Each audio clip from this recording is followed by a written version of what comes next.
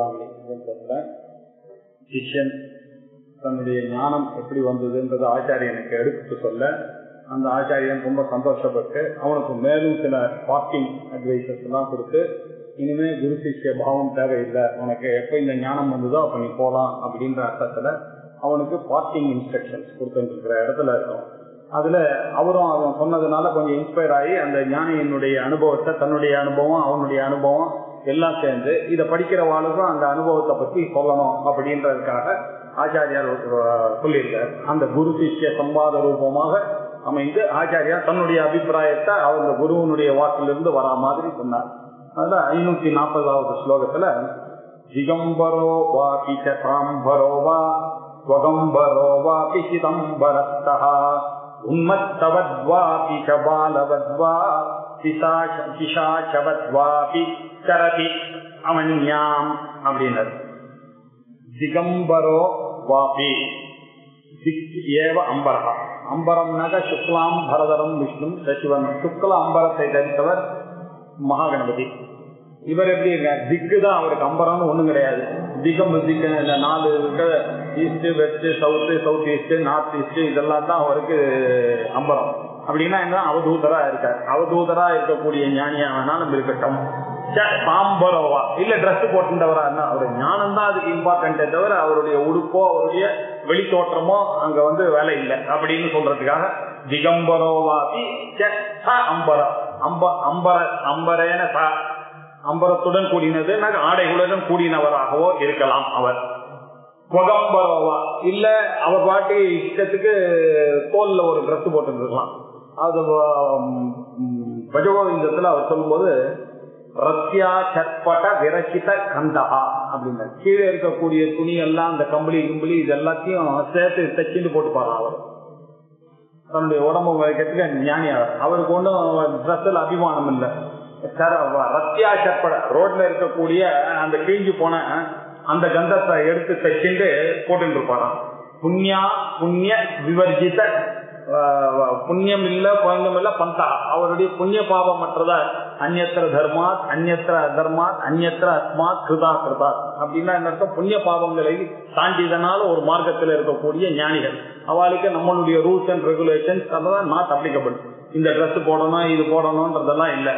அவர் எப்படின்னா யோகி யோக நியோஜித சித்தா, அவர் எப்பொழுதும் ஞான யோகத்திலேயே அவருடைய சித்தத்தை வைத்துக் கொண்டு இருக்கக்கூடியது. அவரை ரமதே பால உன்மத்த இவ, பாலன் போதனையும் அவன் ஒரு பைத்தியக்காரன் போலவும் அவர் நடமாடிட்டு இருப்பார் அப்படின்னு ஆச்சாரியா நம்ம சொன்னார்.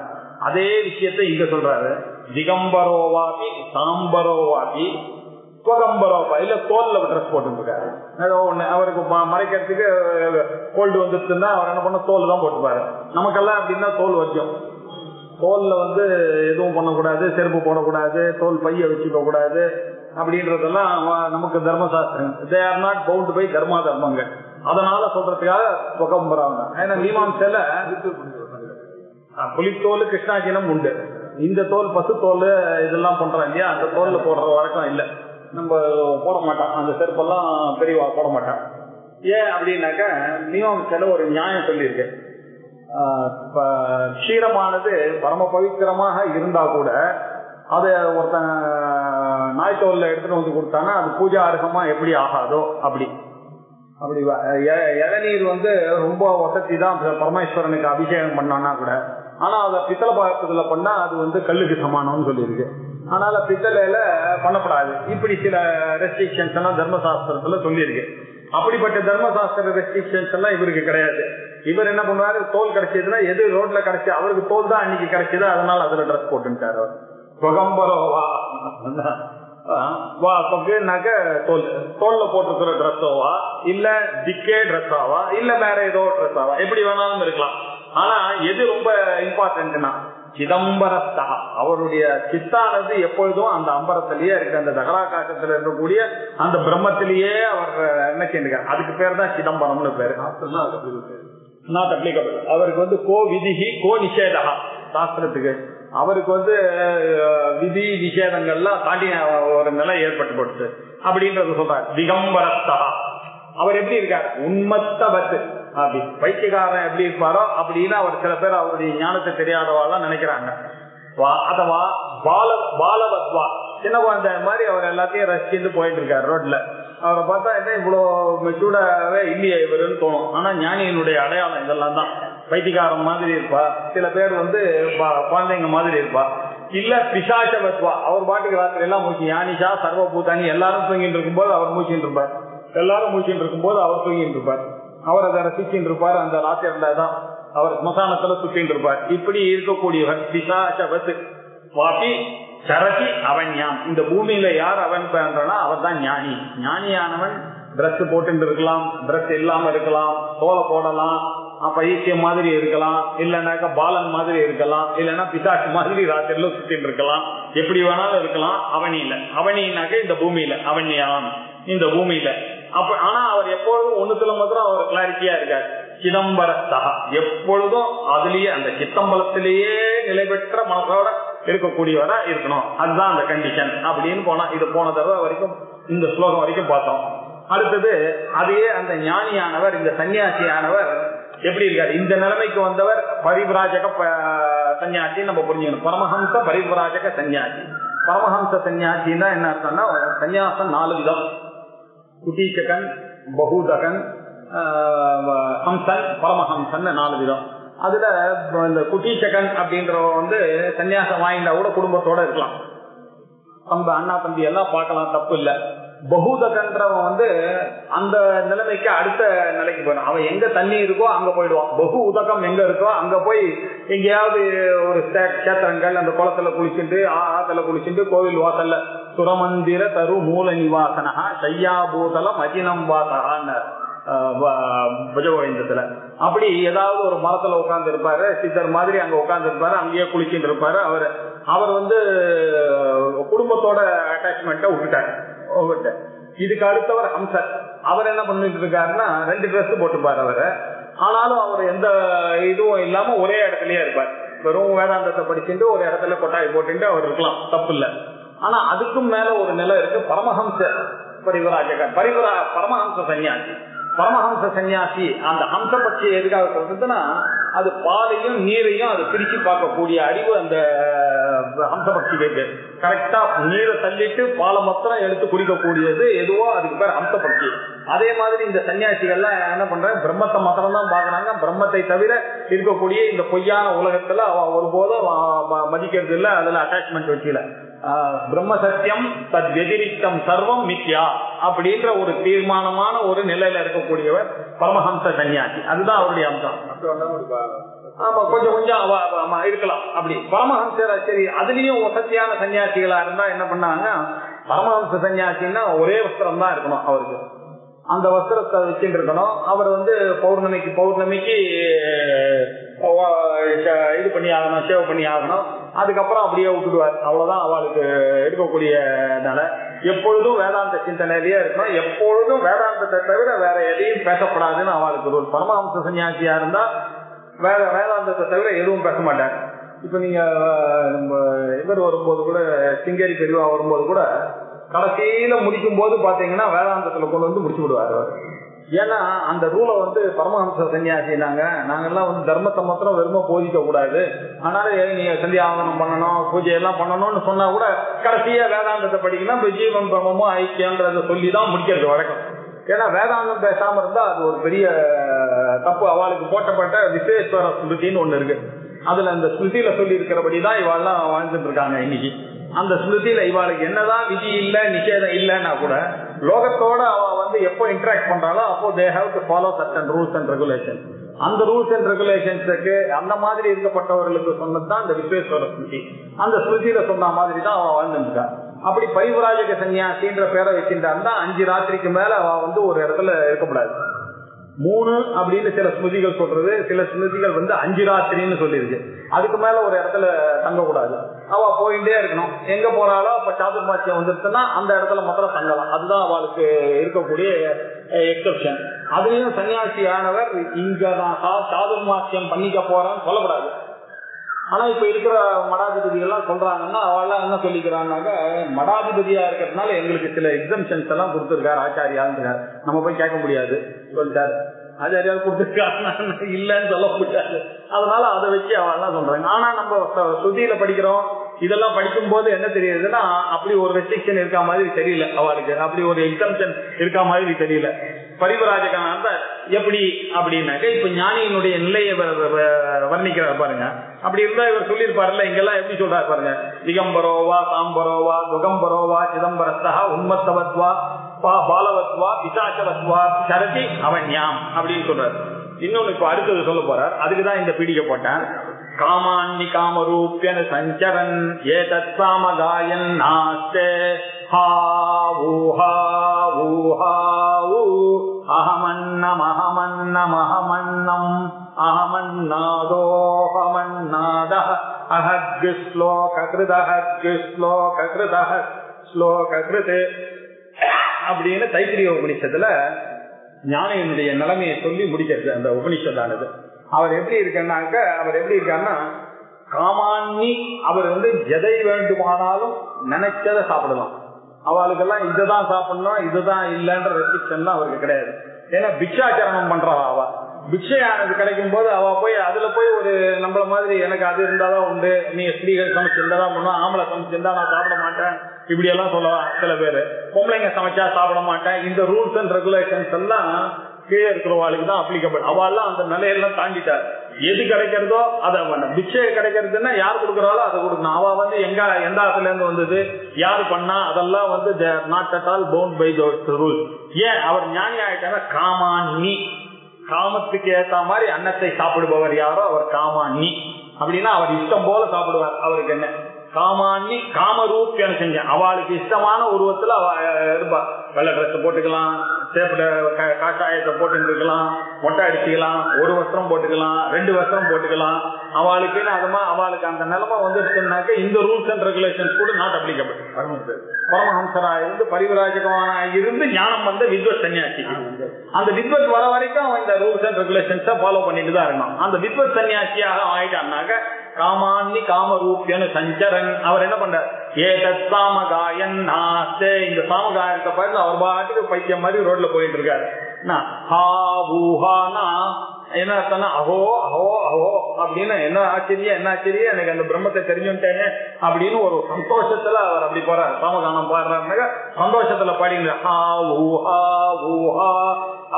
அவர் ஏன் அவ்வளவு சந்தோஷமா இருக்காரு?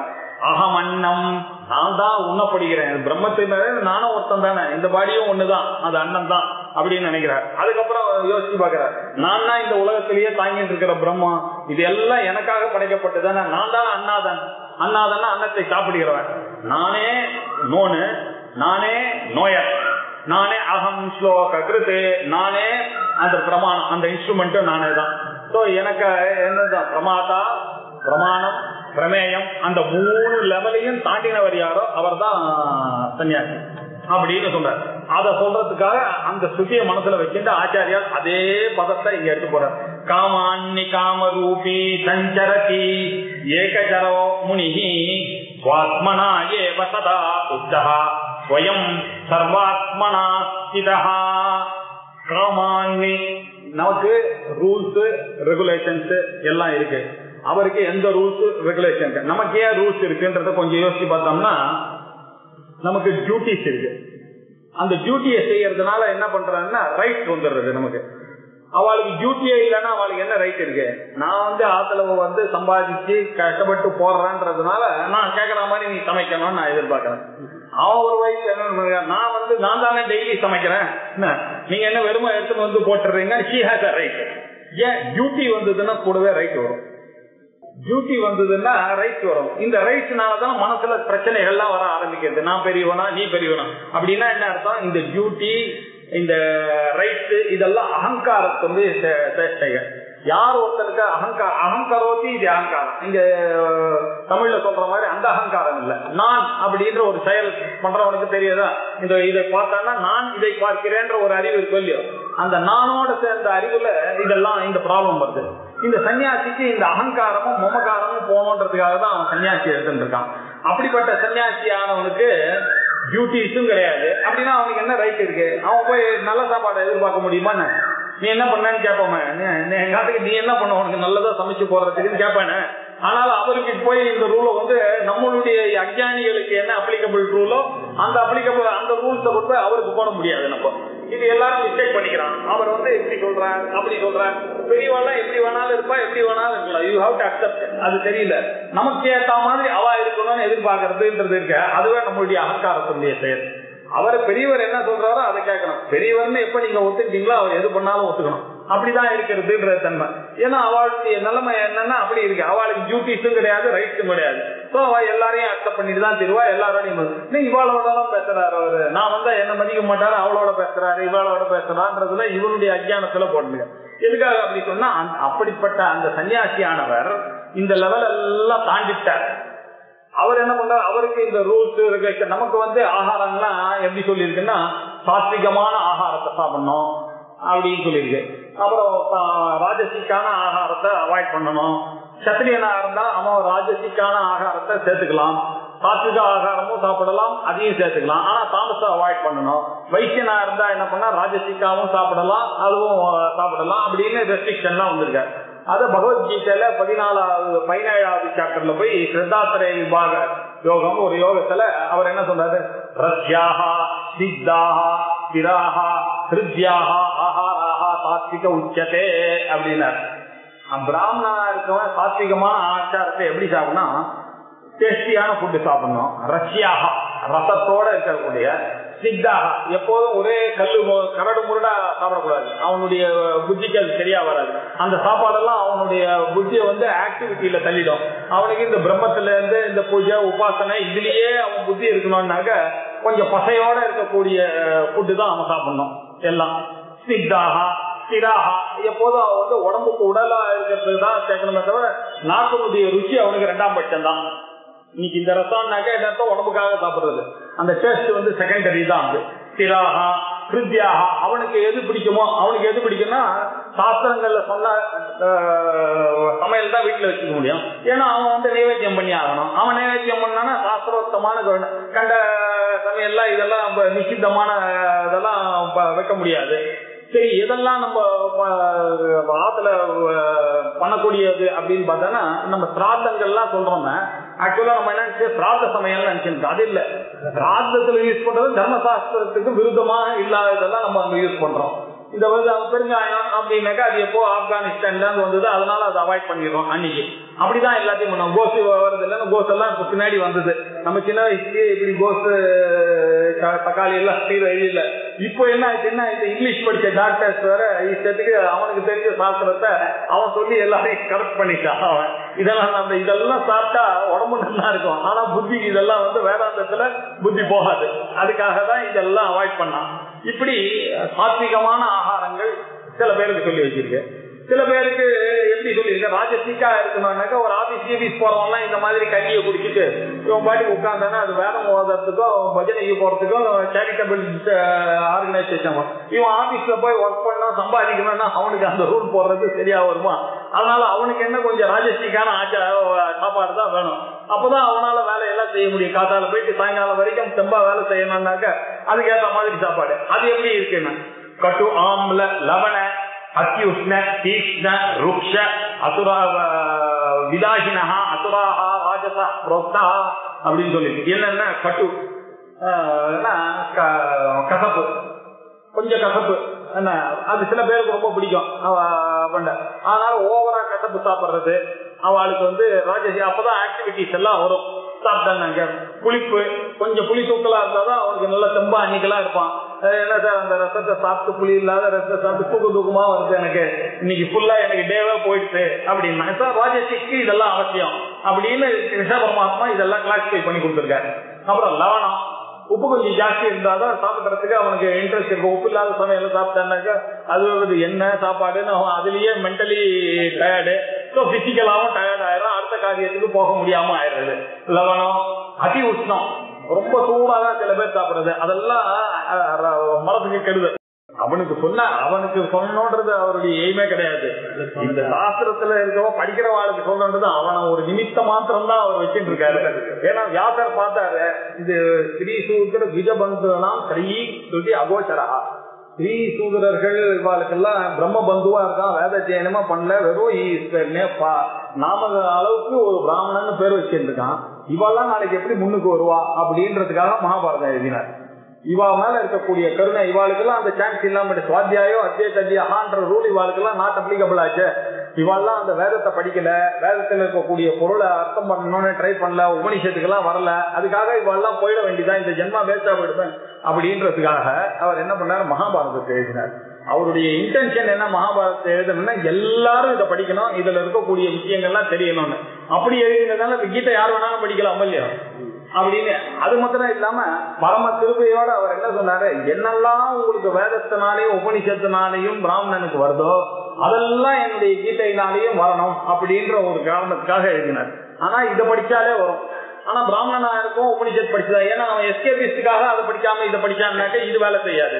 ஆனா யார் உண்மையிலேயே இன்ட்ரெஸ்டா இருக்கு பண்ண இது படிச்சாலே போதும், அவ உபனிஷத்தெல்லாம் படிக்க வேண்டாம், வேத அத்தியனம் பண்ண வேண்டாம் அப்படின்றதுக்காக எழுதப்பட்டது இந்த கீதை.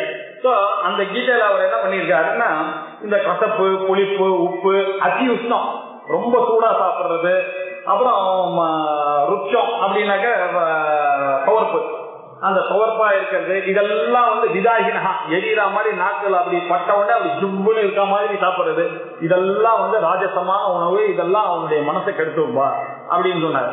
அப்புறம் தாமச உணவை பத்தி சொல்லும் போது என்ன சொன்னார், யாத்தையாமம், சமைச்சு கொஞ்ச நேரம் ஆயிடுச்சுன்னா அது பிராமணம் சாப்பிடக்கூடாது, அது சாப்பிட்டானாக்கா டல் ஆயிடுவான். ஆனா யாத்தையாமமும் அதோட அதுக்காக தான் நம்ம சொல்லப்படுறது. இந்த பித்திருக்களுக்கு ஒரு பேரு ஊஷ்மபாக அப்படின்னு ஒரு பேரு, நம்ம சிராத்த மந்திரத்துல யோசிச்சு பார்த்தோம்னா ஊஷ்மபாக அப்படின்னாக்க ஓரளவுக்கு உஷ்ணத்தோட தான் பித்திருக்களுக்கு சாப்பிடணுமா. அதனால அந்த பிராமணன் சாப்பிடும் போது அந்த வாரியார் சொல்லுவார், கொஞ்சம் கடைசியா சாதத்தை வெடிங்கன்னு. அப்படி போடும்போது நம்ம ஹோமத்துக்கு போடுறதுக்காக எடுத்துன்னு வரும்போதும் அவளுக்கு போடும் போதும் கொஞ்சம் புகை வரணும். அது ஏன்னா அப்பதான் நம்ம காத்தாலேயே முதல்ல சாதத்தை வெடிச்சு விடுவாரு விஷயம். அந்த காலத்து பாட்டிங்களுக்கு எல்லாம் தெரியும், கடைசியா வெடிப்பா. இது எல்லாத்தையும் வச்சுட்டு கடைசியா அவளுக்கு போடும் போது அது சூடா எடுத்துன்னு போனோம், அந்த புகையோட எடுத்துன்னு போனோம். இதெல்லாம் தெரியல ஊஷ்மபாகான்னு. இப்படி அந்த அதி உஷ்ணமா இருக்கிறதுன்றது இந்த ராஜசிக்கா இருக்கும். அப்பதான் இவன் இந்த பிராமணன் அதை சாப்பிடுவான். சாப்பிட்ட உடனே அவன் ஆக்டிவா நினைக்கிறான், அவன் சாத்விகமா நினைக்க வேண்டாம், நம்பாத்துக்கு எங்க அப்பாவுக்கு போனோமே அவன் சாப்பிடுற சாப்பாடுன்றதுனால இது பத்தி அதி உஷ்ணமாக இருக்கிறதுலாம் சொல்லிடும். இதை எதுக்காக சொல்லணும்னா யாதையாமம். ஆனா ரொம்ப நேரம் ஒரு யாமம் ஆயிடுச்சுன்னு வச்சுங்க, நீங்க பாட்டு காத்தால வாதியார் 11 மணிக்கு வருவாரு, நம்ம காலத்தால 6:30 மணிக்கே சாதத்தை வெடிச்சு வச்சோம்னா 3 மணி நேரம் போயிட்டு போயிடுது. அவனுக்கு சாப்பாடு போட்டான்னாக்கா அந்த பிராமணனுக்கு தூக்கம் தான் வரும் இல்லையா, அது செயலை பண்ண முடியாது. அதனால இது தாமசமான உணவு யாதையாமம். அப்புறம் கதரசம், இந்த ஃப்ரிட்ஜில் வைக்கிறது அங்க வைக்கிறது எல்லாம் ரசம் போயிடும் அதுல. அது நீங்க தொகையல்னாக்கா அப்படியே அம்மியில இருந்து அரைச்சி அத்தோடு எடுத்துன்னு நீங்க சாப்பிடணும். நம்ம பிரபாகர் சாப்பிடுற மாதிரி சுட சுட சாப்பிட்டா அது வேல்யூ இருக்குமே தவிர நீங்க அதை போட்டா ரசம் போயிடும். அது ஆனா ரொம்ப நேரம் ஆயிடுச்சுன்னா கதரசா. பூச்சி அப்படின்னா புடிச்சு போனது அதெல்லாம் சாப்பிடக்கூடாது. அப்புறம் பரியுஷிதம். பரியுஷிதம்னா முந்தின நாள் சாப்பாடா அடுத்த நாள், அதுதான் பரியுஷிதம் தான் பழையதாயிடுச்சு. அந்த பழையது அந்த இதுக்கு கூட யாராவது தவறி போயிட்டா கூட ஒரு நாள் ராத்திரி வச்சிக்கிற வழக்கம் கிடையாது. 2 யாமத்துக்குள்ள அந்த பாடியை எடுத்துடணும். சில பேர் தெரிய மாட்டேங்கிறது. இப்போ அமெரிக்கால இருந்து பையன் வர வரைக்கும் வைக்கணும் அப்படின்றாங்க. அதுக்கப்புறம் வந்தோடனே டெல்லியில இருக்கான், பாம்பேல இருக்கான், நாளைக்கு காத்தால எடுப்போமே, இன்னைக்கு ராத்திரி வேண்டாமே அப்படின்லாம் சொல்றாங்க. அப்படியெல்லாம் பண்ண எடுத்தோன்னா பரியுஷிதம்ன்ற தோஷம் அந்த பிரேதத்துக்கும் வருது. அதனால வாத்தியார் என்ன பண்ணுவார், காத்தால வந்த உடனே அதுக்கு ஒரு பிராயசித்தம் பண்ணிவிடுவார். பரியுஷித பிராயசித்தம் முதல்ல பண்ணிவிடுவார். அதை என்னங்க இந்த பையன் தெரியாது பாவம், இவனுக்கு இவன் ஏதோ அசட்டுக்கு பந்தத்துல இருக்கான், ஏதோ புள்ள வரணும் யாரும் வர வேண்டிய அவசியம் இல்லை, யார் வேணாலும் எடுத்து போட்டு அவன் காரியத்தை பண்ணலான்றது சொன்னா யாரும் செய்ய முடியும். ஏன்னா எமோஷனல் பர்சனாலிட்டிஸ் தான் இருக்காங்க. சொன்னாலும் கேள்வி இவர் என்ன சொல்லுவாரு, உங்க வீட்டுல ஆச்சுன்னா தெரியுமான்னு வேற கேள்வி கேட்பான். இதெல்லாம் பார்த்தாங்க பெரியவா, என்னத்துக்கு இவனுக்கு என்ன, இவன் டெய்லி 3 வேளை சந்தியாவனம் பண்ணி வாழறான், இவனுக்கு போய் என்னத்துக்கு தர்மத்துக்கு அவன் வழியிலேயே போவான் துட்டை வாங்கிட்டு ஆயிட்டாங்க. அதான் உண்மை. நம்ம தான் தெரிஞ்சுக்கணும் இதெல்லாம். ஏன்னா அவர் சொல்ல முடியாது சில விஷயங்கள்லாம் அவருக்கு இல்லையா. ஆகையினால என்ன பண்ண பரியூஷித்தோன்னு ஒரு தோஷம் இருக்கு. அது பழையது சாப்பிட்டான்னாக்க உங்க மனசெல்லாம் வந்து கெட்டு போயிடுறது, தாமசிக்கா போயிடுறது. அப்புறம் எந்த வேலையா இருந்தாலும் போஸ்ட்போன் பண்ணுவீங்க, நாளைக்கு பாத்துக்கலாம். இப்படி தாமச ஆகாரம், சாத்விக ஆகாரம், இப்படின்னு நிறைய ஆகாரங்கள்லாம் நமக்கு அப்படி கிரகஸ்தனுக்கு இதெல்லாம் பார்த்து சாப்பிடணும். சன்னியாசிக்கு போய் இதெல்லாம் எப்படி வருமா? அதனால காமாண்ணி அவன். ஆகையினால அவன் இஷ்டத்துக்கு எது கிடைக்கிறதோ அதை சாப்பிடுவான். எந்த நேரத்துல அவன் எதுக்காக நீங்க என்ன போடுறீங்களோ அதான சாப்பிடணும். அவன் கேள்வி கேட்க முடியாது, தெரியாத பழையதா சுடதா என்ன அவனுக்கு தெரியாது. நீங்க போட்டாரு, ஆசையோட போட்டாரு, அவர்தான் சாப்பிட பகத்தி பிச்சாந்தேகின்னு ஆத்துக்கு வந்து கேட்டாரு. அந்த அம்மா என்ன பண்ணாங்க, உடனே ஒண்ணு போட்டாரு, இருக்கிற வச்சு போட்டாரு. அது சாப்பிட்டுதான் அதுல ஒரு குறை சொல்ல முடியாது. எதிர்ச்சா லாப சந்துஷ்டா வேற இருக்காங்க. அவரு எது கிடைக்கிறதோ எதிர்ச்சியா அதுதான் பிரமாதம். சுவாது வண்ணம் அப்படின்னு சொல்லி அவர் சாப்பிடணும்னு அவருக்கு விதி. எதுவா இருந்தாலும் யாராத்துல இருந்து வந்தாலும் சரி, நீங்க உப்பு போட்டதா என்ன, குறவா போட்டா என்ன, அவர் சாப்பிட்டு நன்னா இருந்ததுன்னு வாழ்த்துட்டு போனோன்றது அவருடைய நிலைமை அப்படி. அதனால அவர் ஒன்னும் சொல்ல முடியாது என்னன்னு. அதுக்கப்புறம் தான் நமக்கு மாமிக்கே தெரியும், ஐயோ இப்படி போட்டோம், அவர் ஒன்னும் சொல்ல முடியாது. அதனால இஷ்டத்துக்கு சாப்பிடுவா. இஷ்டத்துக்குன்னா அந்த ஞானியினுடைய நிலைமை அதுல ஒரு அட்டாச்மெண்ட் இல்லாம, அது என்ன அந்த கவலம் உள்ள போகணும்ன்றதுக்காக சாப்பிடுறது. அது பிராரப்தத்தினால இன்னும் இந்த உயிர் போகாம இருக்கு இந்த உடல்ல. இந்த உடல் போனோம்னாக்க இதை பண்ணி ஆகணும், அதுக்காக சாப்பிடுற சாப்பாடுன்னு நினைக்கிறாரு தவிர அதுல வந்து அவருக்கு எமோஷனல் அட்டாச்மெண்ட்டோ ருச்சிகரமான ஒரு எதிர்பார்ப்போ இல்லை அவருக்கு. அதனால காமாண்ணி இஷ்டமானதை சாப்பிடுறவரா இருக்காரு. காமரூபி அவர் எந்த ட்ரெஸ் வேணாலும் போட்டுப்பாரு, எப்படி வேணாலும் அவர் அப்பியர் ஆவார் அவர் காமரூபி. அப்புறம் சஞ்சரதி அப்படி இருந்து கொண்டு அவர் இந்த உலகத்துல அங்க இங்கேயும் போயிட்டு இருக்காரு அந்த ஞானியானவர். எப்படி ஏகசரஹா, அவருக்கு வந்து இந்த கம்பெனி கேட்கறதுன்றது ஒரு எங்க போனாலும் எல்லாத்துக்கும் ஒரு ஆள் வேணும். நமக்கு மார்க்கெட் போனா கொஞ்சம் வழியா போயிட்டு வந்துடலாம் அப்படின்னு அவனுக்கு ஏகசரர். அவர் பிரம்மத்துக்கும் அவருக்கும் மாத்திரம் தான் கனெக்ஷனை தவிர விஷயத்தோடைய கனெக்ஷன் யார் வந்தாலும் பிரம்மச்சிந்தனை பாதிக்கும் அவருக்கு. ரெண்டாவது ஒருத்தர் வந்துட்டாங்கன்னா அவரை நீங்க பார்த்தாலே பிரம்மச்சந்திரனை போயிடும்.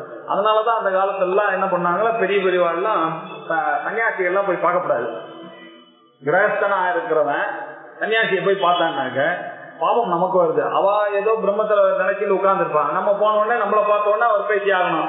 எங்க இந்த வர, எந்த ஊரு, ஓஹோ இந்த ஊரா, அந்த தெருல இருந்து வரலா, இப்படி எல்லாம் பேசினா என்னாச்சு, அவருடைய பிரம்மசிந்தனை போச்சு. நம்மளால வந்து அதை பார்த்து உங்க ஊர்ல கும்பாபிஷேகம் வளர ஆரம்பிச்சு அவர் 4 பேரை சொல்லி அவருடைய பிரம்மசிந்தனையை கெடுத்த பாவம் யாருக்கு வந்ததுன்றதுக்காக தான் யாரும் போய் பார்க்க கூடாதுன்னு.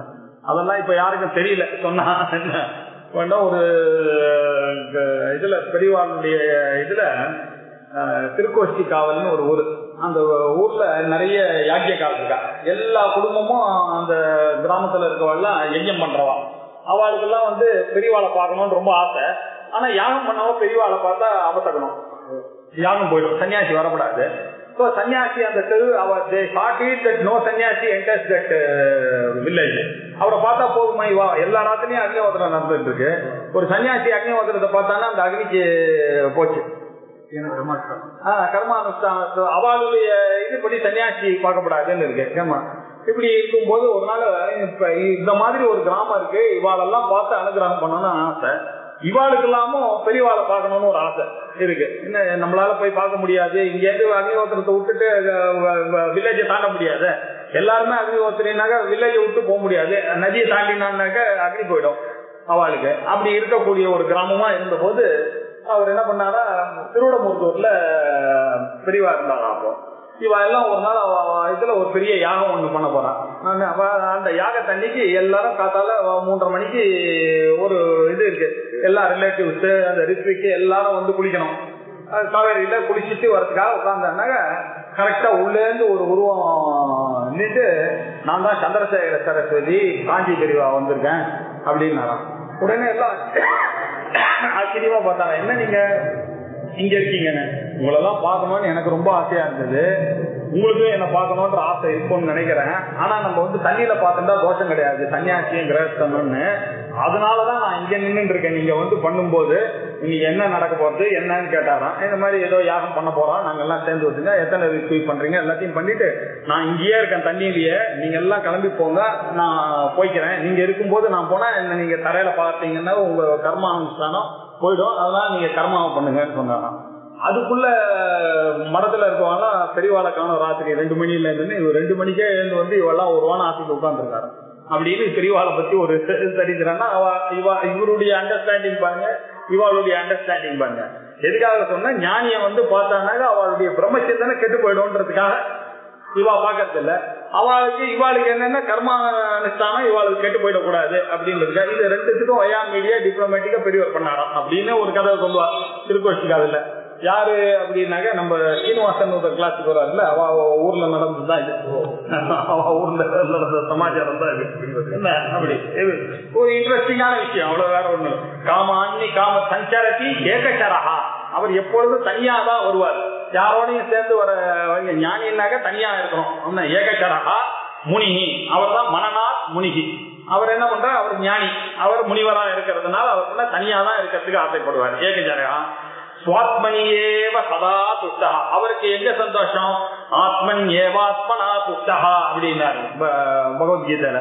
தன்னுடைய ஆத்மாவனாலேயே தான் சந்தோஷத்தை அனுபவிக்கின்றார் அவர். சுவாத்மனாயேவ சதா துஷ்டா, எப்பொழுதும் வெளியினுடைய பொருள்கள்னால வரக்கூடிய ஆனந்தத்தை அவர் எதிர்பார்க்கறதே இல்லை. ஏன்னா அந்த ஆனந்தம் வந்தா கூடவே துக்கமும் பின்னாடியே வரப்போறதுன்றது அவருக்கு தெரியும்.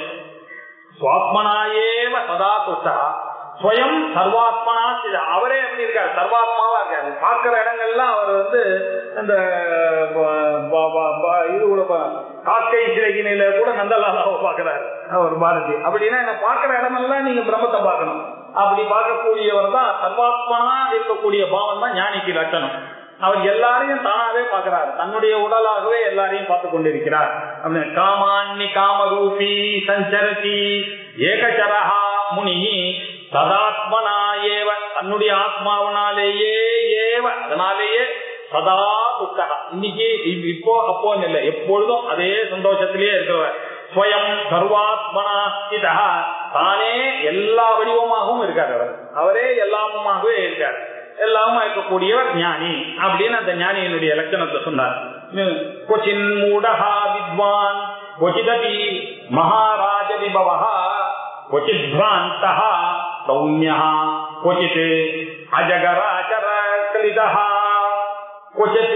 கொச்சித் பாத்ரீபூதஹ கொச்சித் அவமதஹ கொச்சிதபி அவிதிதஹ சரஸ்யேவம் ப்ராஜ்ஞஹ சதத பரமானந்த சுகிதஹ.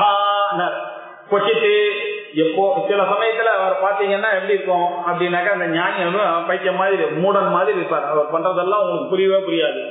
சில சமயத்துல அவர் வந்து ஜடமா உட்கார்ந்துருக்கார், பார்த்தா இது ஒரு ஆக்ஷனே இல்ல, ஊரெல்லாம் பத்தின்னு போயிடுறது, அவன் ஓடிட்டு இருக்கான், பாம்பு ஒரு பாடிக்கு உட்கார்ந்து இருக்காருன்னா இவனுக்கு புரியவே புரியாது. Playing violin when Rome was burning, அது ரொம்ப பெரிய குற்றம் மாதிரி. எங்க ஞானி எல்லாம் அப்படிதானே இருப்பாங்க. இதுலயே ஜனகர்கிட்ட போய் சொன்னாங்களா, இந்த மாதிரி பத்தி எரியுது இருக்கு, பாடத்தை முடிச்சு பத்தி எரியுது, நான் என்ன பண்றது, பாடம் முக்கியமா அதை பார்க்கணுமா, அப்படி இருந்தார் ஜனகர். அதனாலதான் அவருக்கு பேர் விதேகன்னே பேர். அவருக்கு விதேகன்னாக்க என்னதான், தேகத்தை அசரீரமாவே அவர் இருந்திருக்காரு. அவர் அரசாளும் போதே அவர் வந்து சரீரத்தோட பற்று இல்லாம இருந்திருக்காரு. அதனாலதான் அவருடைய தேசத்துக்கு பேரை புரியறதுக்காக விதேக தேசம்னு வச்சான். தேகத்துல பற்றி அசரீரமாக இருக்கக்கூடியவர். அவர் எப்படி இருப்பாரு, சில சமயத்துல மூட மாதிரி இருப்பார் அவர். கொச்சித்து மூடஹா கொச்சித்து வித்வான், சில சமயத்துல வித்வான போல இருப்பார். சில சமயத்துல அவர்கிட்ட மகாராஜ விபவஹா, அவரை எல்லாரும் வந்து வாங்க வாங்க நமஸ்காரம் பண்ணி அவரை உட்கார வச்சு எல்லாம் பரிசெல்லாம் கொடுப்பாங்க. அவர் ஒண்ணு கவலைப்பட மாட்டாரு. சில சமயத்துல அவருடைய குழந்தை எல்லாரும் எக்கச்சக்க நல்ல சாப்பாடு கிடைக்கும், ராஜா வருவாரு, சாமரம் போடுவாரு, எல்லா சாப்பாடு எல்லாம் கொடுப்பாரு, சாப்பிடுவாரு. அடுத்த நிமிஷம் அவர் என்ன, அவர் பாட்டுக்கு ரோட்ல போயிட்டு இருப்பாரு. இதெல்லாம் அவருக்கு பிடிக்காது, இந்த ராஜ உபச்சாரங்கள்லாம் அவருக்கு சரியா வராது. ராத்திரியோட ராத்திரியா கலந்து நடக்க ஆரம்பிக்கிறார். அப்ப கொச்சித் பிராந்தஹா, அவர் பிராந்தி பிடிச்ச மாதிரி மயக்கத்துல இருக்க மாதிரி போயிட்டு இருப்பார் நடுராத்திரி. சௌமியஹா, சில சமயத்துல எப்படி இருப்பார், காம அவர் பாட்டு உட்கார்ந்து இருப்பாரு, சமாதியில உட்கார்ந்து இருப்பார். சௌமியஹா கொச்சித்து, சில சமயத்துல எப்படி அஜகர ஆச்சார கலிதஹா. ஏற்கனவே சொல்லியிருக்கேன், ஞானிக்கு 2 விதமான நிலைகள் இருக்கு. ஒண்ணு அஜகர விருத்தி அப்படின்னு பேரு. அஜகரம்னாக்க மலைப்பாம்பு, பைத்தான். அந்த பைத்தான் என்ன பண்ணும், சாப்பாட்டுக்காக கூட போகாது, அது ரொம்ப சோம்பேறித்தனமா பட்டுட்டே வாயை திறந்து தந்துட்டு இருக்கோம். அந்த பக்கம் ஒரு ஆடு வீடு உள்ள வந்ததுன்னா டக்குன்னு வாங்கிக்கும், அவ்வளவுதான். அப்படி இருக்கும். சில ஞானிகள் இப்படி இருக்காங்க. அவெல்லாம் என்ன பண்ணாங்க, ஒரு இடத்துல போய் சமாதியில உட்கார்ந்து இருப்பாங்க. யாராவது ஏதாவது கொடுத்தா சாப்பிட வேண்டியது, இல்லைன்னா வேண்டாம் அப்படின்னு இருக்கக்கூடிய அவ என்ன டைப் ஆஃப் சன்னியாசினா அஜகர விருத்தி ஃபாலோ பண்ணக்கூடிய சன்னியாசி. சில பேர் என்னன்னா மதுகர விருத்தி. மதுகரஹான அப்படின்னு இந்த ஹனியானது என்ன பண்ண, இந்த இங்கேருந்து அங்க கொஞ்சம் எடுத்துக்கோ, அங்கேருந்து அங்க கொஞ்சம் எடுத்துக்கோ, அங்கேருந்து அங்க கொஞ்சம் எடுத்துக்கோ, அந்த மாதிரி சில பேர் என்ன பண்ணுவாங்க, எப்பெல்லாம் தேவையோ அப்ப மாத்திரம் தான் அது சாப்பிடும் அந்த மதுகரம். அத மாதிரி இப்ப எப்ப பசிக்கிறதோ அப்ப போய் ஒரு இடத்துல பிச்சை வாங்குவாங்க. அது முடிஞ்ச உடனே இவ ஸ்வஸ்தானத்துக்கு வந்துருவார். இப்படி இருக்கக்கூடிய விருத்தி இருக்கு. இதுல சில சன்னியாசிகள் கொச்சித்து அப்படின்னு போட்டதுனால அஜகர விருத்தியில இருக்காங்க. பைத்தான் மாதிரி வச சாப்பிட்டு இருக்காங்க. கொச்சித்து மதுகர விருத்தி நம்ம புரிஞ்சுக்கணும். அவர் சொல்லல நாங்க கலிதாகா கொச்சித்து பாத்திரி பூதகா. சில சமயத்துல அவரை பார்த்து எல்லாரும் பைத்தியம்னு எல்லாரும் தரப்புவாங்க. சில சமயத்துல ஐயோ இவர் ஞானி போல இருக்கு, நமக்கு என்னக்க வாங்க வாங்க நம்ம ஊருக்கு வந்திருக்காரு, இவருக்கு பாத பூஜை பண்ணி இவருக்கு எல்லாம் வேண்டிய பண்ணிடுவோம். சில சமயத்துல பாத்திரி பூதனா இருப்பாரு. அது அவருடைய அந்த வில்லேஜஸ்னுடைய மக்களுடைய மென்டாலிட்டியை பொறுத்தது. அவருக்கு சில கிராமத்துல அவருக்கு மரியாதை இருக்கும். சில சமயத்துல கொச்சித்து பாத்திரி பூதகா கொச்சித்து, சில சமயத்துல அவமதகா அவரை அவமதிப்பாங்க. என்ன காலங்காத்தால வந்துட்டாங்க பாரு சாப்பிடறதுக்கு எல்லாம் என்ன பண்ண, இவங்களால என்ன பிரயோஜனம் இந்த பிரம்ம ஞானத்தினால, இவங்க என்ன பண்ணிட்டு they are not useful to the society. ஒரு இதுவும் இல்லாம காலங்காத்தால வந்துட்டாங்க பாரு இப்படி போயிட்டு சில பேர் திட்டுறான். அதையும் அவர் பொறுத்துன்னு தான் ஆகணும். அவனுக்கு புரியாத இதெல்லாம் இந்த ஸ்தூல சூட்சும காரண சரீரத்துக்கு எதிரித்தமானதெல்லாம் அவனுக்கு தெரியாது. அவனுடைய ஆங்கிள் பாக்குறாங்க. வாட் கான்ட்ரிபியூஷன் டு சொசைட்டின்னு ஒரு கேள்வி கேட்பாங்க. என்ன பண்றது, அவமானத்தை தாங்கிதான் ஆகணும். கொச்சித்து பாத்திரி பூதகா கொச்சித்து அவமதகா குவாபி அபிதிதஹா. சில சமயத்துல அவ ஒண்ணுமே தெரியாத ஒரு மாதிரி அவர் இருப்பார். சரதி ஏவம் பிராஜ்யா, அவர் பிராஜ்யன் பெரிய ஞானி. ஆனா இப்படி எல்லாம் அவர் போயிட்டு இருக்காரு. ஜனங்க அவருடைய பார்வை வேற மாதிரி இருக்கே தவிர அவர் எப்பொழுதும் பிரம்ம ஞானத்திலே அவர் இருக்கார். அதுதான் உண்மையை தவிர நம்ம இப்படி எல்லாம் பாக்குறோம். சில சமயத்துல மூடம் மாதிரி இருக்கார், சில சமயம் பிசாசு மாதிரி இருக்கார், சில சமயத்துல குழந்தை மாதிரி இருக்கார், சில சமயத்துல ஜடமா இருக்கார், சில சமயத்துல பார்த்தோன்னா ராஜாவே அவருக்கு சேவை ஊந்து சேவை பண்றான், என்ன வாழ்வு பாரு இந்த ஆளுக்கு அப்படின்னு நினைக்கிறான். சில சமயத்துல கொச்சித் பிராந்தகா, சில சமயத்துல லூசா இந்த ஆளு என்ன பைத்தியம் மாதிரி போறான்னு நினைக்கிறாரு. சில சமயத்துல பார்த்தா காமா உட்கார்ந்து பேசிட்டு இருக்காரு.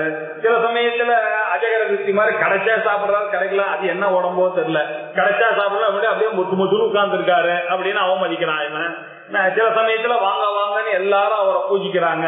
இப்படி எல்லாம் இருந்தா ஆனாலும் அவர் எப்போதும் பிராஜ்யனா அந்த பிரம்மத்திலேயே இருந்துருக்காரு. அதுதான் நமக்கு இங்க விஷயம். எப்படி எல்லாம் இருந்தா கூட அந்த ஞானியே இப்படித்தான் இருப்பார்னு யாராலையும் சொல்ல முடியாது. அவர் எந்த ரூபத்துல நம்ம பார்த்து பக்கத்தாத்துலயே இருக்காரோ என்னமோ அதுவும் தெரியாது. சாதாரணமா நீங்க என்ன எல்லாரையும் பார்த்துட்டு இருப்போம் மாதிரி அவரை பார்த்து நம்ம பார்த்துட்டு இருப்போம். என்ன இவரு எங்கேயுமே போக மாட்டேன்ற, எங்கேயோ உட்காந்து எப்ப பார்த்தாலும் அவர் பெரிய ஞானியாக இருக்கலாம், அவர் வேண்டான்னு இருக்கலாம். இப்படி இருக்கக்கூடியவர்கள் பிராஜ்யா. சததம் பரமானந்த சுகிதா. அவ என்ன பண்ணிட்டு இருக்கானா சததம் எப்பொழுதும் அந்த ஆத்மானந்தம் பரமானந்தமான அந்த பிரம்மானந்தத்திலேயே உட்கார்ந்துருக்கார். அவர் உட்கார்ந்துருக்காரு. அஹோ அஹோ என்ன பாக்கியம் என்ன பாக்கியம் அவர் பாட்டுக்கு உட்கார்ந்துருக்காரு, சந்தோஷமா உட்கார்ந்துருக்காரு. ஆனா இவனுக்கு புரியல அவருக்கு.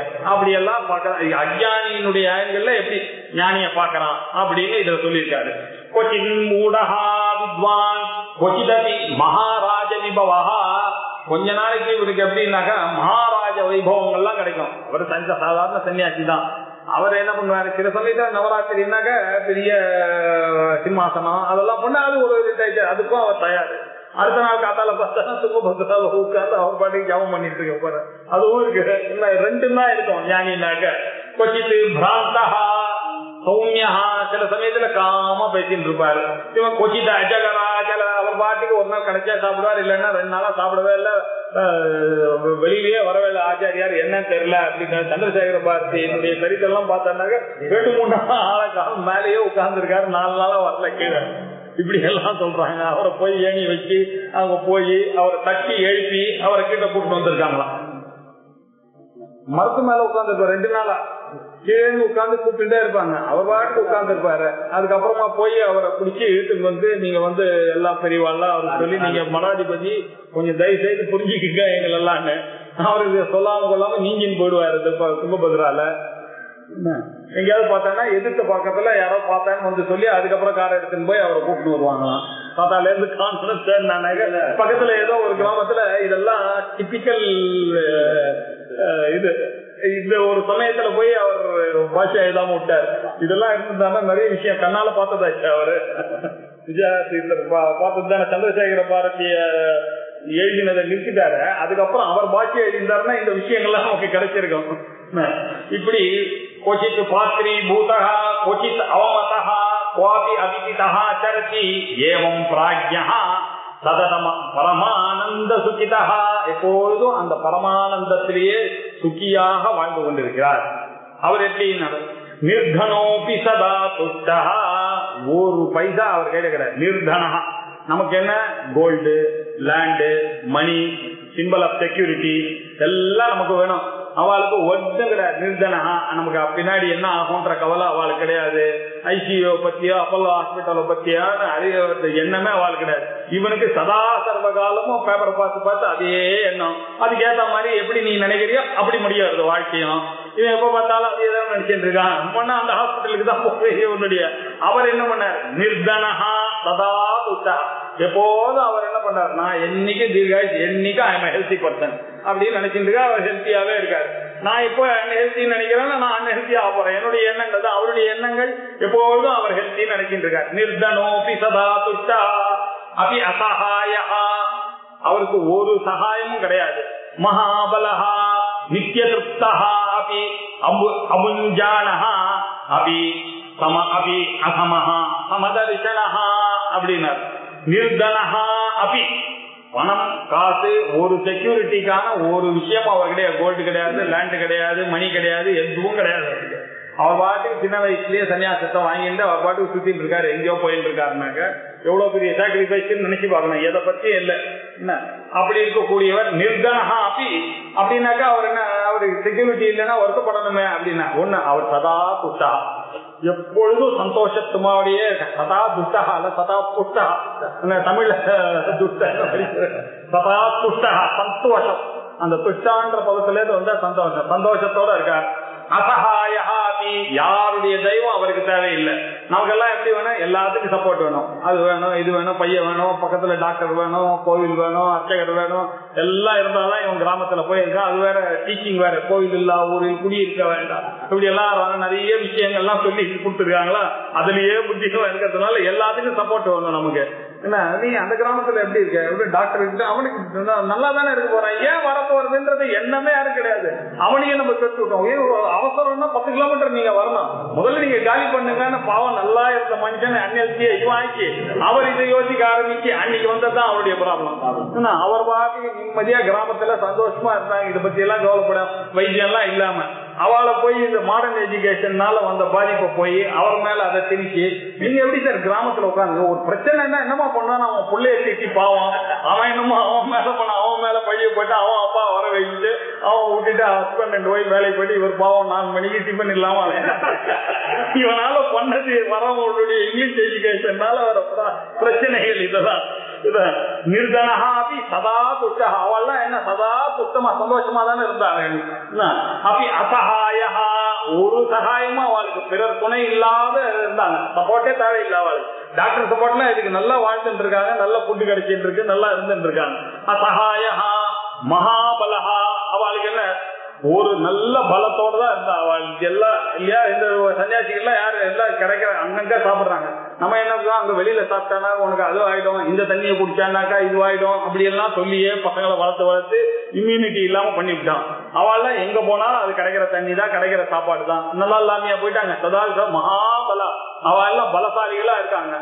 இவன் தான் இங்க உட்கார்ந்து ஃபர்ஸ்ட் கிளாஸா எல்லாம் இந்த தண்ணியை குடிச்சுட்டு நான் இன்னும் ரொம்ப ஹெல்த் கான்சியஸ்னு சொல்லுவேன். ரொம்ப ஹெல்த் கான்சியஸ்ன்றான். பார்த்தாலே தெரியும், சொல்லவே வேண்டாம். ஹெல்த் கான்சியஸ்னு பார்த்தாலே தெரியும். என்ன நித்திய திருப்தா அவர் எப்படி அந்த ஞானினார் எப்போதும் திருப்தியா இருக்கான்.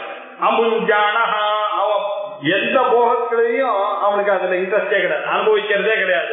இருந்தா கூட அசமஹா சமதர்ஷன அவர் ஒப்பில்லாத ஒரு அசமஹான அவருக்கு இணையா யாருமே இல்லை. அவ்வளவு சந்தோஷமா இருக்கக்கூடிய ஞானி எப்படி இருப்பார்? அவருக்கு சமமா யாராவது சொல்ல முடியுமா? அசமஹா அவர் அவர் என்ன பண்றாரு, எல்லாத்தையும் சமதர்சனா, எல்லாரையும் வெற்றி தோல்வி, நல்லது கெட்டது, பிரியா பிரியம், இது எல்லாத்தையும் கருப்பு வெள்ளை எல்லாத்தையும் சமமா பாக்குறாரு. இவர் ரொம்ப அழகா சொல்லிருக்காரு கிருபானந்த வாரியார். இந்த பேர்ஸ் ஆஃப் ஆப்போசிட்டுக்கு ஒண்ணு சொல்லியிருக்காரு. இந்த ரெண்டு எப்படி சொல்லியிருக்காருன்னா, எப்பொழுதுமே வருவதும் போவதும் ரெண்டு, இன்பம் துன்பம். இந்த இன்பம்னு வந்தாலும் சரி அது வரும் திருப்பி போயிடும், துன்பம் அதுவும் அப்படிதான். இந்த ரெண்டு வருதுன்னாக்க போறதுன்ற அர்த்தம். நீங்க வருதேன்னு சந்தோஷமா படக்கூடாது, வருவதுனால போறதுன்னு. வருவதும் போவதும் ரெண்டு, இன்பமும் துன்பமும். வந்தால் போகாதது ரெண்டு, இந்த புகழும் பழியும் இல்லையா. பழி வந்ததுன்னு வச்சுக்க, அது போகவே போகாது. உங்களுக்கு என்ன வந்துட்டுனாலும் இந்த புகழ்னாலும் அப்படிதான், அது வந்துடுதுன்னு வச்சுக்க, இவன் அதையே தக்க வச்சுக்கணும்னு இவன் பார்ப்பான். அந்த புகழுக்கு விருப்ப எல்லாருக்கும் ஒரு வீக்னஸ் அந்த புகழ்ல. அதுக்கப்புறம் போனால் வராதது ரெண்டு, ஒண்ணு மானம் ஒண்ணு உயிர். போனால் வராது இது ரெண்டு, இந்த ரெண்டு இது வேணாம். தானாக வருவது, நீங்க ஆசைப்படாமையே வருவது இளமையும் மூப்பும். என்ன யாருமே கேட்கல, மூப்பு யாராவது ஆசைப்பட்டோம்னா எல்லாரும் இப்படியேதான் போனாங்க, தானா வந்து தர்றது. என்ன கால் வலியோ கை வலியோ யார் போய் விருப்பியா கேட்கறான், அது தானா வருது. நம்மோட எப்பொழுதும் வருவது என்ன, பாபமும் புண்ணியமும். தர்மா தர்மங்கள் தான் கூட வரும், பாக்கி எதுவுமே வராது அப்படின்னா. அடக்க முடியாதது எது, ரெண்டு, ஆசையும் துக்கமும் அடக்க முடியாது. தவிர்க்க முடியாதது பசியும் தாகமும் ரெண்டும். பிரிக்க முடியாதது பந்தமும் பாசமும். இவங்க பந்தப்பட்டா பாசத்துல மாட்டின்டான். இது ரெண்டுத்தையும் ஒண்ணு பிடிக்க முடியாது. அதே கவலையே பசங்களை பத்தி ஒய்ஃபை பத்தி இதே பத்தி பந்தத்துல இருக்கிறோம்னா பாசமும் பந்தமும் பிரிக்க முடியாதது. அதே மாதிரி எப்பொழுது எப்படி ஒருத்தனை அழிவை எது தரும் அப்படின்னா, பொறாமையும் கோபமும். ஒருத்தன் ரெண்டு கோபம் ஒருத்தனுக்கு இருந்துச்சுன்னா போதும், அவன் லைஃப் போன மாதிரி. அப்படின்னா என்ன அர்த்தம், ரெண்டுத்தையும் சமமா பாக்குறதுன்னா என்ன அர்த்தம், பிறப்பையும் இறப்பையும் சமமா. ஜாதஸ்யி விருவோ மிருத்யு மிருதம் ஜென்ம மிருதஸ்ய, அவன் தான் சமதரிசி அப்படின்னா. அப்படி அசமஹா, அப்படி பார்க்கிறவன் ஒப்புயர்வற்றவனாக உட்கார்ந்து இருக்கக்கூடிய ஞானி அவர் சமதர்சனகா. எல்லாத்தையும் மானம் அவமானம் ரெண்டுத்தையும் ஒன்னா பாக்குறாரு, இன்பம் துன்பம் ரெண்டுத்தையும் ஒன்னா பாக்குறாரு. ராகத்வேஷம் ரெண்டுமே அவருக்கு கிடையாது, அதனால சமமா பாக்குறாரு. சமமா பார்த்தானா ராகமும் வராது துவேஷமும் வராது. சமமா பார்க்காததுனால என்னுடைய ஐடியாக்கு ஏற்ற மாதிரி பார்த்ததுனாலதான் அது மேல ஆசை வந்தது, என்னுடைய ஐடியாவுக்கு ஏற்ற மாதிரி அது இல்லைன்னாதான் தோஷம் வந்தது. அதனால ராகத்வேஷம் வராம இருக்காங்கன்னா சமமா பார்க்கணும் அப்படின்னு சமதர்சனா. அப்படிப்பட்டவர் ஞானி. நிர்தனோபி சதா துஷ்டஹா அபி அசஹாயோ மகாபலஹா நிர்தனஹா அபி சதா துஷ்டஹா. பணம் இல்லாதவனா இருந்தாலும் எப்பொழுதும் துஷ்டன். அசகாயா அபி, அந்த அபிய அசகாயனோட போனோம். ஒரு துணையும் இல்லாதவரா இருந்தா கூட அவன் மகாபலா. அவர் என்ன பண்றாரு, சௌக்கியமா இருக்காரு. இவன் இவ்வளவு துணையோட வீட்டுல வச்சிருக்கான், எப்ப பார்த்தாலும் வீக்னஸ் இவனுக்கு என்ன இன்செக்யூர்டா இருக்க ஃபீல் பண்றான். இவ்வளவு பேர் பக்கத்துல இருக்காங்க பாக்கிறதுக்கு, கூப்பிட்டா குரலுக்கு கேட்கறதுக்கு ஆள் இருந்தா கூட இவர் ஈ ஃபீல்ஸ் லோன்லி. ஆனா அவருக்கு ஒரு ஆளு ஹெல்த்துக்கு இல்ல, ஆனா அவர் வெரி ஹெல்த்தி செக்யூர்டா இருக்காரு. அவர் நித்தியதுப்தா, அவர் எப்பொழுதும் நித்தியதுப்தனா இருக்கார். அவருக்கு எதுவுமே தேவையில்லை, எல்லாம் போதும் என்ற மனசோட திருப்தியோட இருக்கார். அவர் எப்போதும் அபி அபி அபுஞ்சானஹா, எந்த போகங்களையும் அனுபவிக்கிறதுல ஆசை இல்லாதவராக இருப்பார். அசமஹா அபி, அவருக்கு உயர்வான நிலை, அவருக்கு இணையா யாரும் இல்லைன்னா கூட அவர் எப்படி வேணாலும் பார்க்கலாம் இல்லையா, அப்படி பாக்குறது எல்லாரையும் சமமா பாக்குறாரு. சமதர்சனா அப்படின்னு, இதான் ஆத்மா ஞானியினுடைய நிலை. அபி குர்வன் அகுர்வானச்ச அபோக்தா பலபோத்யபி ஷரீரி அபி அஷரீர் ஏஷஹ பரிச்சின்னோபி சர்வகஹ. குர்வன் அபி, எல்லா விஷயத்திலையும் ஈடுபட்டு அவர் பாட்டுக்கு பாஷையா இருந்து சிஷ்யர்களோட போயிட்டு இருந்தா கூட அவர் ஏதோடைய அட்டாச்மெண்ட் வச்சுக்கவே இல்லை. குருவன் அப்படி அவர் காரியங்கள்லாம் பண்ணிட்டு தான் இருந்தார். அங்கங்க மரத்தை ஸ்தாபிச்சார், அங்கங்க கோயில புதுப்பிச்சார், எல்லாம் பண்ணிட்டு தான் இருந்தார் ஆச்சாரியால். ஆதிசங்கரன் 4 சிஷ்யாலோட போயிட்டே இருந்தார். ஆனா கூட அவர் ஏதோடைய அட்டாச்மெண்ட். குருவன் அப்படி சரி, அகுர்வானஹா, அவர் எதையும் செய்யாதவர் தான் அவர். எதுலையும் ஏன்னா கர்மணி அகர்மய பஷ்ய அப்படின்னா, கர்மாவில அகர்மாவை பார்க்கணும். பாக்குறவனுடைய செயலை பார்க்காத, அதுக்கு பின்னாடி இருக்கக்கூடிய அந்த ஆத்ம பாவத்தை பார்த்துட்டே இருந்தேன்னாக்கா அவனுடைய செயல் நல்லதா இருந்தாலும் கெட்டதா இருந்தாலும் you will accept people as they are. ஏன், அப்பதான் நீங்க அவகிட்ட இருக்கிற ஆத்மாவை பார்க்க முடியும். அவகிட்ட இருக்கிற ஆத்மாவை பார்த்துட்டீங்கன்னா அவன் செய்யற செய்கையெல்லாம் நீங்க அக்செப்ட் பண்ணிக்கலாம் இல்லையா. அகுர்வன் அப்படி குர்வன் அப்படி அகுர்வானா, அவர் செயலை செய்பவராக இருந்தாலும் எதையும் செய்யாதவர் போலதான் அவர். அபோக்தா பலபோக்யபி, பிராரப்த கர்மாவனால சொல்லக்கூடிய போகத்தை அனுபவிப்பதாக இருந்தாலும் அவர் உண்மையிலே அவரை பொறுத்தவரை அவர் அனுபவிக்கல. நம்மளுடைய ஆங்கிள் தான் பண்ண, ஐயோ ஒரு கைவலியில கஷ்டப்படுறாரு, ஒரு சுகர் மாத்திரை சாப்பிடுறாரு, இது சன்னியாசின்னு தான் நினைக்கிறாங்க தவிர அவரை பொறுத்த வரைக்கும் அவர் என்ன பண்றாரு, பிராரப்த காலத்தினால இந்த சரீரம் வந்து அதுக்கு அப்பப்போ நான் சாப்பாடு கொடுக்குற மாதிரி, அப்பப்போ காத்தால 7 மணிக்கு அது குளிக்கிறதுக்கு போற மாதிரி அதுக்கு மருந்து கொடுக்குறாரு, அவ்வளவுதான். அவர் வந்து அதுல ஒன்னும் அட்டாச்சா இல்ல அந்த இதுல. ஏன்னா அவர் ஏன் அப்படி இருக்காருன்னா சரீரி அப்படி அசரீரி. அவர் இந்த உடம்புல இருந்தா கூட அவர் அசரீரியா தான் இருக்கார். சரீரம் இல்லாதவர் எப்படி இருக்காரோ அப்படிதான் இருக்காரு. ஏஷகா இப்படி இருக்கக்கூடிய இவர் பரிச்சின்னஹா அப்படி சர்வகா, அவர் இந்த உடம்புல தான் இருக்கா மாதிரி இருக்காரே தவிர அவர் எங்க இருக்கார், அவர் எங்கும் இருக்கார், அவர் இல்லாத இடமே இல்லை. ஆனா நம்மளுடைய பார்வைக்கு அவர் இந்த உடம்புல அவர் இருக்கா மாதிரி இருக்காரு, அவர் இருக்காரே தவிர அவருடைய ஆங்கிள் அவர் எங்கும் இருக்கக்கூடியவரா தான் இருக்காரு. நம்ம என்ன பண்றோம், அவரை இங்க இருக்காரு இந்த உடம்புல இருக்காருன்னு நினைச்சு நம்ம பாக்குறோம். பரிச்சின்னஹா அப்படின்னா லிமிட்டடா நம்ம அவரை பாக்குறோம், அவர் ஏதோ இந்த எஞ்சான் உடம்புக்குள்ள இருக்க மாதிரி இருக்காரு தவிர அவர் உண்மையிலேயே சர்வகா எல்லா இடத்துலயும் ஆகாசம் மாதிரி பரவி இருக்கக்கூடிய ஆத்மாவாகத்தான் அவர் இருந்து கொண்டிருக்கிறார் அந்த ஞானி. அபி குர்வண்ண குர்வானஹா, குர்வண்ணபி அகுர்வானஹா, செயலில் ஈடுபட்டவனாக இருந்தாலும் அவர் எந்த செயலிலும் ஈடுபடாதவர். பலபோகிரபி அபோக்தா, பிராரப்த காலத்தை அவர் அனுபவிக்கிற மாதிரி போகத்தை அனுபவிக்கிற மாதிரி நமக்கு தெரிஞ்சா கூட அவர் உண்மையிலேயே அபோக்தா. ஏன் அப்படின்னா சரீரியாவே அசரீரி, அவர் சரீரத்துல இருந்தாலும் அந்த சரீரத்துல தோற்றம் அவருக்கு தெரியல. அப்படி இருக்கக்கூடிய ஏஷகா இந்த ஞானி பரிச்சின்னஹா அப்படி, அவர் லிமிட்டடாக இருந்தாலும் இந்த பாடிக்குள்ள இருந்தாலும் சர்வகா, அவர் எங்கும் நிறைந்தவர் தான் அந்த ஞானி. இது தெரிஞ்சுக்கணும். அசரீரம் சதா சந்தம் இமம் பிரம்மவிதம் கொச்சிதே பிரியா பிரியேன ஸ்பிருஷதா ததைவ சுபா சுபே. இது சாந்தோக்கிய உபனிஷத்துல அசரீரம் பாவசந்தம் பிரியா ந பிரியா பிரியே ஸ்பிருஷதா அப்படின்னு ஒரு வாக்கியம் ரொம்ப முக்கியமா ஆச்சாரியர் எடுத்திருக்காரு. தத்து சமன்மயத்தை முழுக்க இந்த ஒரு டிஸ்கஷனை வச்சுட்டு தான் அவர் எழுதியிருக்காரு.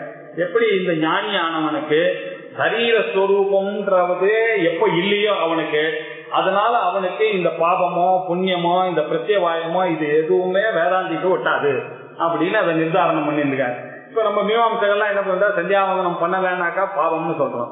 ஒரு காரியத்தை பண்ணணும், அவன் காதாலயத்தை கிரகஸ்தனா இருந்தானே சந்தியாவந்தனம் பண்ணலன்னாக்கா பாவம் வரும் அப்படின்னு சொல்றது பூர்வ மீமாம்சையில எல்லாரும் சாஸ்திரக்காரெல்லாம் ஒத்துருக்காரு. ஆச்சாரியார் இந்த இடத்துலதான் பிடிச்சிருக்காரு. அதை பண்ணா புண்ணியம் வருது பாவம் வருது அது ஒத்துக்கொள்ளலாம், பண்ணலன்னாக்க எப்படி பாவம் வரும்? From nothing how can something come, வரவே வராது. From nothing how can something come, from something something can come, something else can come, but from nothing something can கம்ன்றதை ஒத்துக்கொள்ளவே முடியாது. இந்த மீமாம்சகன் சொல்றதை ஆர்கியூ பண்றாரு. அது சொல்லும் பொழுது என்ன சொல்றாரு, இவன் சரீரத்தோட இருந்து நான்ன்றதோட இவன் எந்த காரியம் பண்ணாலும் இவனுடைய பாவம் புண்ணியங்கள்லாம் இவனுக்கு வரும்ன்றது ஒத்துக்கலாம். இவன் ஒரு காரியமும் பண்ணலன்னா இவனுக்கு ஒருபோதும் பாவமானதுக்கு சேரவே சேராது இந்த ஞானிக்கெல்லாம். ஏன்னா அவன் வேதாந்தியா இருக்கான். நான் தான் பிரம்மா நினைச்சுட்டானா அவன்கிட்ட செயலே போயிடுறது. செயல் போனவொடனே அவனுக்கு செயல் போனாதனால அவனுக்கு பாபம் வரும். அவன் பண்ண வேண்டிய காரியத்தை பண்ணலன்னா அவன் பண்ண வேண்டிய காரியம் என்ன, நம்மளுடைய கணக்குல பண்ண வேண்டிய காரியம் என்ன, இவர் கொட்டிண்டே இருக்கணும், ஆத்துக்கு சமைச்சுட்டே போட்டு இருக்கணும், அந்த அம்மாவுக்கு இவர் வந்து சம்பாதிக்க கொடுக்கணும், இதெல்லாம் நம்ம போட்ட ரூல். அவர் எதுக்காக பண்றார், பிரம்மத்தை தெரிஞ்சுக்கிறதுக்கு தான் பண்றார். அதை தெரியறது தவிர அவர் எது பண்ணாலும் அவருக்கு பாவம் வரும். நமக்கெல்லாம் பாவம் பார்த்துனாக்க நம்ம ஏதோ புண்ணியம் நினைச்சிட்டு இருக்கோம். இந்த ஆங்கிள் நீங்க பாத்தீங்கன்னாக்க அவருக்கு எப்படி வரும்? ஏன்னா அவர் அசரீரம் பாவ சந்தம், இந்த சரீரத்தில் இருக்கும் போதே இதோட அட்டாச்மெண்ட் இல்லாம இருக்காரு அவர். அப்படி இருக்க இந்த பிரியா பிரியங்கள், இந்த புண்ணியம் பாவங்கள், பிரியம் அப்பிரியம், ஃபேவரபிள் அன்பேவரபிள், இதெல்லாம் இன்பம் துன்பம், இதெல்லாம் அவரை ஒரு நாள் தொடாது. அந்த சுதிய ரொம்ப முக்கியமான சுதிய வச்சுட்டு இப்ப சொல்றார், அசரீரம் சதா சந்தம், அவர் எப்பொழுதும் அசரீரியா தான் இருக்கார். இந்த உடல் இருக்கும் பொழுதே இந்த உடலை பற்றி அவர் நினைக்கவே இல்லை. சதா பந்தம் இமம் பிரம்மவிதம், இப்படி எப்பொழுதுமே சரீரத்துல சிந்தனை இல்லாம இருக்கக்கூடிய இந்த பிரம்மவித்து, இந்த ஞானியானவர் கொச்சித்து எப்பொழுதும் பிரியா பிரிய நஷ்டதா, அவனுக்கு விருப்பு வெறுப்புன்றது அவனை ஒருபோதும் தொடவே தொடாது. ததாயேவ சுபாசுபே, அவனுக்கு நன்மை தீமையும் அதே மாதிரி வராது, புண்ணிய பாபமும் அவனுக்கு வராது இல்லையா. அவன் தான் எதுவுமே பண்ண வேண்டியது இல்லையே, அவன் எதுவும் பண்ணாத போது இவனுக்கு எப்படி நன்மையாவது பண்ண, அவன் பண்ணும் போது அதுல அட்டாச்மெண்ட் இருந்து பண்ணல, ஆனா புண்ணியம் வரத்துக்கு சான்ஸ் இல்லை. அவன் பண்ணலைன்னா பாவம் வரத்துக்கும் சான்ஸ் இல்லை. இந்த புண்ணியங்கள்லாம் யாருக்கு வருது அப்படின்னாக்க இதெல்லாம் கிரகஸ்தனுக்கு தான் இந்த புண்ணியங்கள் தான். இப்ப இந்த புண்ணியம், அதனாலதான் வேதாந்தத்துல புண்ணியத்தையும் பாவம் சொல்லிட்டோம். இந்த புண்ணியம் இருக்கிற வரைக்கும் இன்னொரு ஜென்மா வரணும். இதான் இந்த புண்ணிய புகழ் இருக்கிற வரைக்கும் இவன் 4 பேர் வந்து நமஸ்காரம் பண்ணிருப்பா, 4 பேர் நமஸ்காரம் பண்ற வரைக்கும் இவன் வந்து பிரம்மச்சிந்தனை இல்ல இருந்து போயிட போறான். சோ இந்த புண்ணியம் இஸ் ஆஸ் டேஞ்சரஸ் அஸ் பாவம். பாவமாவது கழிஞ்சது 4 பேர் வரமாட்டா, ஐயோ இவன் கொலகாரன், இவன் பக்கத்திலேயே போக கூடாதுன்னு இவன் கொஞ்சம் சீக்கிரமாவது அதை கேட்டுதான். இந்த புண்ணியம் பண்ணவன சூழ்ந்து ரொம்ப ஒண்ணு இல்லாம பண்ணிவிடுவாங்க. அதனால புண்ணியம் இஸ் மோர் டேஞ்சரஸ் தான் பாவம். புண்ணியம் பண்றதுனா அதனால இதெல்லாம் உலகத்துல சொன்னாங்க பாவம் எல்லாரும் புண்ணியத்துக்காக எல்லாம் பண்ணிட்டு இருக்காங்க. இன்னும் வேதாந்தத்துக்கு வரும்போது இந்த சீக்கிரம் எல்லாம் சொல்ல முடியும். நம்ம புண்ணியங்கள் எல்லாம் தாண்டினவராக ததையேவ சுபா சுபே அப்படின்னு. அதனாலதான் அவன் நெச்சிகேதன் அழகா கேட்டான், அந்நியத்திர தர்மாத் அந்நியத்திர அதர்மாத் அந்நியத்திர அஸ்மாத் கிருத அகிருதாத் அந்நியத்திர பூதாச்ச பவ்யாச்ச எத்தத் பஷ்யசி தத்வத. இந்த தர்மாதர்மங்கள் புண்ணிய பாவங்களுக்கு அப்பாற்பட்டதான ஒரு நிலை இருக்காம அந்த நிலையை எனக்கு சொல்லு அப்படின்னு கேட்டதுக்கு ஆரம்பிச்சதுனாலதான் அவர் ஏதத் வைத்தது முழுக்க சொல்லிட்டே இருந்த. இதுதான் புண்ணிய பாவத்துக்கு அப்பாற்பட்ட நிலை, இதுதான் முக்கியமான. எப்ப நீ இந்த சரீரேஷு அனவஸ்திதம் அப்படின்னாரு, சரீரத்துல இல்ல இருக்கும் பொழுதே இல்லாதவனாக இருக்கணும்ன்றதுதான் கட்டோபனிஷத்துல சொல்லி கொடுத்தாரு. அப்படி இருக்கக்கூடிய நிலை உனக்கு என்னைக்கு வருதோ அப்போ இந்த சுபாசுபங்கள்லாம் உன்னை ஸ்பர்ஷிக்காதுப்பா. இந்த பிரியம் அப்பிரியம்ன்ற வார்த்தையெல்லாம் உனக்கு வரவே வராது. இதெல்லாம் வந்து இந்த கிரகஸ்தரங்க போட்டு கொடுத்த ராங் ரூல்ஸ். எனக்கு வேண்டியவன் வேண்டாதவன், அவருக்கு வேண்டியவன் வேண்டாதவன் ஞானிக்கு கிடையாது. எப்படி இருப்பான்? வேண்டியவன் வேண்டாதவன், பிடிச்சது கெட்டது, இதெல்லாம் வந்து நல்லது கெட்டது இதெல்லாம் தாண்டினவர். இந்த தர்மாதர்மங்களுக்கெல்லாம் நம்ம எதெல்லாம் தர்மா அதர்மம் வச்சிருக்கோமோ இதை தாண்டி நிலை தான் ஞானியினுடைய நிலை. அதனால நம்மளுடைய ரூல்ஸ் அண்ட் ரெகுலேஷன்ஸை வச்சுட்டு அவரை பாத்தீங்கன்னா உங்களுக்கு புரியாது. உங்களுக்கு அவர் பிராந்தனா தான் தோணுவாரு, அவர் பைத்தியமா தான் தோணுவாரு, அவர் பாலனா தோணுவார். நீங்க புரிஞ்சிக்க வேண்டியதுன்னு இவர் இதற்கெல்லாம் அப்பாற்பட்ட நிலையில இருக்காரு. சதா சந்தம் அசரீரம், அவர் எப்பொழுதும் இந்த உடம்போடையே இல்லை அவருக்கு. அதனால என்ன, அப்படிப்பட்ட பிரம்ம விட்டு கொச்சித்து பிரியா பிரிய எப்பொழுதும் அவருக்கு இந்த பிரியமோ அப்பிரியமோ அவரை தொடுவதில்லை, ஸ்பர்சிப்பதில்லை. ததா அதே மாதிரி சுபமோ அசுபமோ, இந்த பாபமோ புண்ணியமோ அது ரெண்டுமே அவரை பிடிக்காத, அவரை தொடப்போவதில்லை அப்படின்னா. ஸ்தூலாதி சம்பந்தவதோ விமானிதா சுகம் ச துக்கம் ச சுபாசுபே ச வித்வஸ்த பந்தஸ்ய சதாத்மனோ முனேஹ குதः சுபம் வா அசுபம் பலம் வா. ஸ்தூலாதி சம்பந்தவதः, ஸ்தூல தேகம் சூக்ஷ்ம தேகம் காரண சரீரம். ஸ்தூலாதின்னு போட்டாரு. ஸ்தூலம்னா ஸ்தூலாதினா ஸ்தூலம் சூக்ம காரணம். நம்ம வேணும் ஸ்தூல சூக்ம காரண சரீரா எதிரிக்கா. யார் இந்த ஸ்தூலத்தோடையும் சூக்மத்தோடையும் காரணத்தோடையும் ஐடென்டிஃபை பண்றானோ அவனுக்கு எல்லா பிரச்சனையும் வரும். அவர் வந்து இந்த மூணுத்துக்கு அப்பாற்பட்டவன் நான் தெரிஞ்சவனுக்கு இதனால வரக்கூடியது எது அவருக்கு அஃபெக்ட் ஆக போறது? ஸ்தூலாதி சம்பந்தவதா அப்படி. ஆனாலும் அவர் இந்த ஸ்தூலமான உடல்ல இருந்தா கூட, சம்பந்த உடையனாக இருந்தா கூட அவருக்கு என்ன அபிமானினஹா, அவருக்கு வந்து நான் எனது என்ற அபிமானம் யாருக்கு இந்த உடல்ல இருக்கோ அவனுக்கு தான் இந்த பிரியா பிரியங்கள்லாம் வரும், அவருக்கு இல்ல. அப்படி யாருக்கு நான் எனது என்ற அபிமானினஹா சுகம் ச துக்கம் ச, அவனுக்கு சுகம் வரலாம் துக்கம் வரலாம், சுபம் வரலாம் அசுபம் வரலாம். யாருக்கு இந்த உடல் மேல பற்று இருக்கோ நான் தான் இது அப்படின்னு நினைக்கிறேன், இந்த உடலுக்கு உண்டானதெல்லாம் நல்லதோ கெட்டதோ எது இருந்தாலும் நான் பண்ணிதான் ஆகணும், இது மூலமா செய்ததுக்கெல்லாம் I have to pay for that. சுகமோ துக்கமோ வந்தா ஒத்துக்கணும், சுபமோ அசுபமோ வரதெல்லாம் ஒத்துக்கணும். யார் யாரு உடலோட ஐடென்டிஃபை பண்றானோ அந்த அபிமானம் இருக்கிறவனுக்கு அவர் எப்படி அந்த ஞான வித்வஸ்த பந்தஸ்ய அவர் முழுக்க இதை நீக்கிவிட்டார். வித்வஸ்தானாக கூட்டோட அப்படி வேரோட நீக்கிவிட்டார் இந்த அட்டாச்மெண்ட்.